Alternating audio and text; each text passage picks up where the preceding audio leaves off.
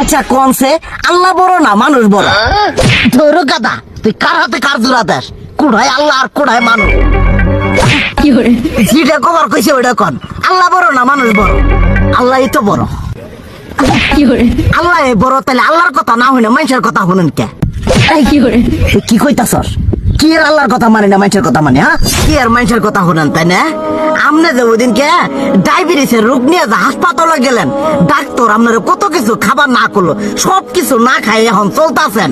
তাহলে আল্লাহ যে আপনারে কইছে যে হারাম খাবার না, সুদ খাবার না, কই আপনি তো কাম কাজ বাদ দিয়ে এলাকার মধ্যে টাকা পয়সা না গায়ে খালি ওইলে দিয়েই খান, নিজেরা টেও হালাল ভাবে কামাই করেন না, ওই সুদ তো না করে টাকা করে লাভ আহে ওইলে দিয়ে দিয়ে চলেন আর পেটা বড় বানাইছেন। শুনেন একটা কথা কই, হারামের কোনোদিন আরাম নাই। হালাল পথে রুজি রোজগার করেন, প্রয়োজনে এড়া বেলা কম খায়েন, তাও শরীর পিণ্ডও ভালো থাকবো, কোনো রোগ বেদও হবো না, আরামও পাবেন, আল্লাহও খুশি থাকবো। তুই আমার এইভাবে বুঝাবি আগে কইলি না কে? আসলে এই বিষয়টা তো আমি কখনো মাথায় এইভাবে নিইনি যে আমাদের কখনো ডাক্তার নিষেধ করলে ঠিকই আমরা নিষেধ মানি, কিন্তু উপর আল্লাহ যে কত কিছু নিষেধ করে দিয়ে সেটা মানি না। আর এই যে হারাম পথে টিয়া পয়সা কামাই করতেছেন, শরীরের মধ্যে দুনিয়া রোগ বেত হয়েছে, দেখা যাইতেছে যা টিয়া হারাম পথে কামাই করতেছেন তার তো বেশি টিয়া মনে করেন জ্বলে যাইতেছে গা বেশি।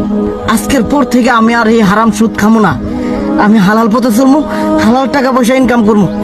এতে করে যদি একবেলা কমও খাইতে হয় তবুও খামো, তবু আমি আর এই হারাম পথে চলবো না। আচ্ছা ঠিক আছে।